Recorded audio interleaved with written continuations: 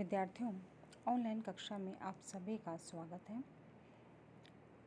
आज के इस वीडियो में हम एमए उत्तरार्ध संस्कृत के थर्ड पेपर के अंतर्गत महाकवि कालिदास कवि विशेष का अध्ययन के अंतर्गत परीक्षा में आने वाले प्रश्नों को किस प्रकार से हल करना है, उसका उत्तर हमें किस प्रकार से लिखना है, यह देखेंगे। तो नमूने के आधार पर एक प्रश्न मैं आपके समक्ष प्रस्तुत कर रही हूँ। देखिए विद्यार्थियों, महाकवि कालिदास की समस्त कृतियों का परिचय दीजिए अथवा कालिदास की सभी रचनाओं का संक्षेप में वर्णन कीजिए अथवा रचनाओं के पूर्वापर क्रम पर प्रकाश डालिए अथवा महाकवि कालिदास की सर्वमान्य रचनाओं के नाम बताइए और उनका परिचय दीजिए। तो विद्यार्थियों, यहाँ हम देखते हैं कि एक ही उत्तर को अनेक प्रकार के अलग अलग तरीके के प्रश्नों से कहा गया है। महाकवि कालिदास ने कितने ग्रंथों की रचना की है? यह एक विवादित प्रश्न है, क्योंकि महाकवि कालिदास के नाम से कालिदास नामधारी 6 कवि हो चुके हैं। आचार्य राजशेखर ने 3 कालिदास और उनके ग्रंथों का उल्लेख अपनी रचना में किया है। ये आपके सामने 41 रचनाओं को सूचीबद्ध किया गया है विद्यार्थियों। किंतु भारतीय विद्वानों ने 7 रचनाओं को ही कालिदास की रचना स्वीकार किया है, जो कि प्रथम शताब्दी या गुप्त काल में हुए थे। विद्यार्थियों, यदि रचनाओं को इनके क्रम में समय के अनुसार रखा जाए तो हम देखते हैं कि सबसे पहले ऋतु संहार महाकवि कालिदास की सर्वप्रथम रचना मानी जाती है, क्योंकि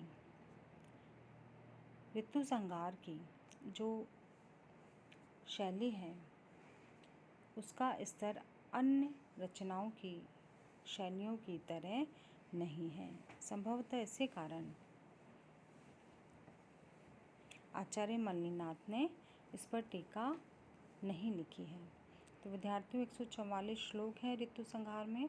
6 ऋतुओं का वर्णन यहाँ महाकवि कालिदास ने किया है।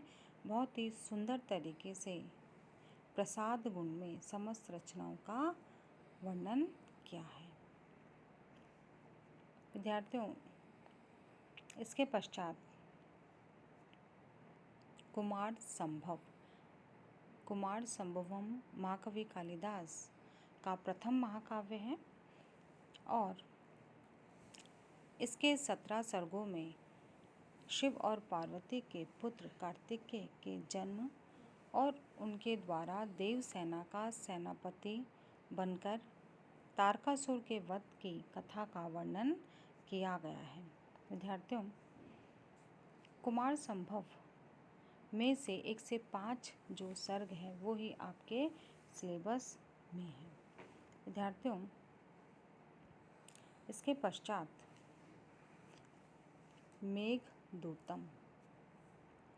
मेघदूत महाकवि कालिदास की सशक्त रचना है।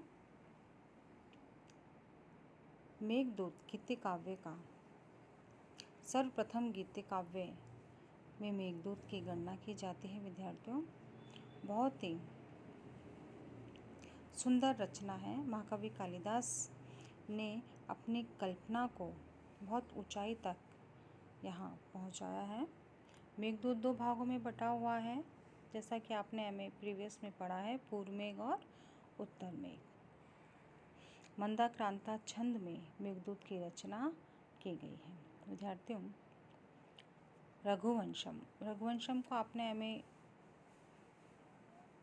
MA में सिलेबस के अंतर्गत रघुवंशम को आपने पहले भी फर्स्ट ईयर में पढ़ा है।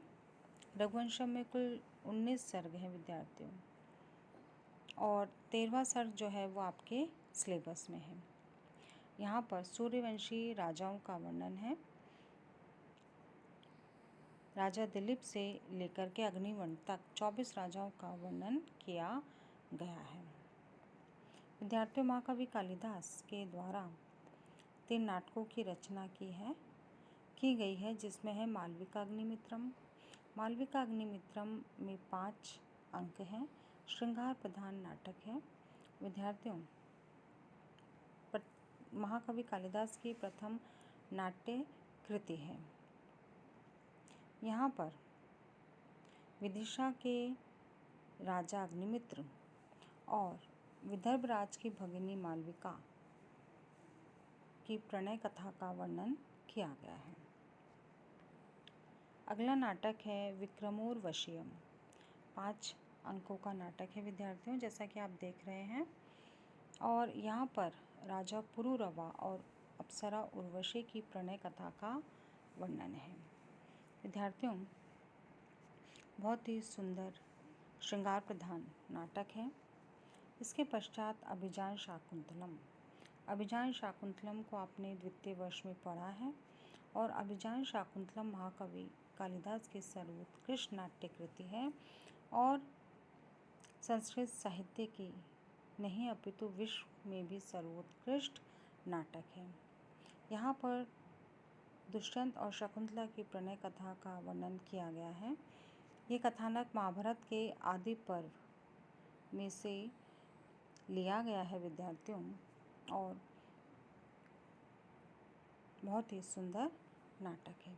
तो इस प्रकार से हम महाकवि कालिदास के द्वारा रचित समस्त रचनाओं का वर्णन देख रहे हैं, और इसी प्रकार से आपको प्रश्न का उत्तर लिखना है। तो विद्यार्थियों, हमारा ये वीडियो यहीं समाप्त होता है। अगले वीडियो में हम इस प्रकार के और प्रश्नों को देखेंगे। धन्यवाद।